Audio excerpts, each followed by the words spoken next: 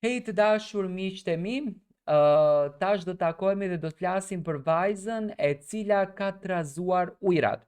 Xheneta Fetau. Xheneta Fetau, pjesë e televizionit Klan përsëri, pjesë e Big Brother VIP Kosovës përsëri.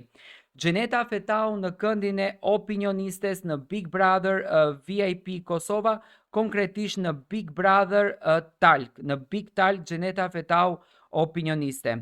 Big Talku është një formacion që komentohen të gjitha ngjarjet më të fundit se çfarë ka ndodhur brenda shtëpisë së Big Brotherit.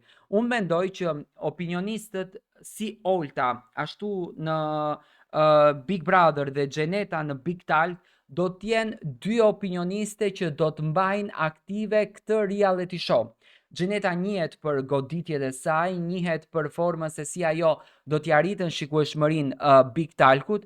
Mendoj që televizioni Klan dhe Olsa Muhameti ka vepruar në një formë shumë interesante, që Xhenetës i ka dhënë një rol të rëndësishëm sepse në fund të ditës rolet e rëndësishme rrisin shikueshmërinë.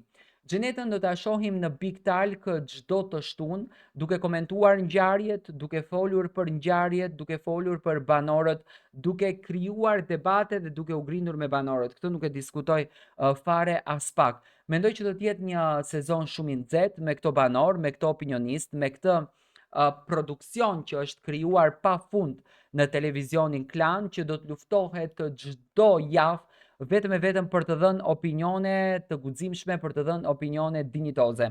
Xheneta Fetau do të jetë pjesë e Big Brotherit, pjesë e Big Talkut konkretisht, së bashku me opinionistin tjetër, i cili është përzgjedhur nga ana e produksionit.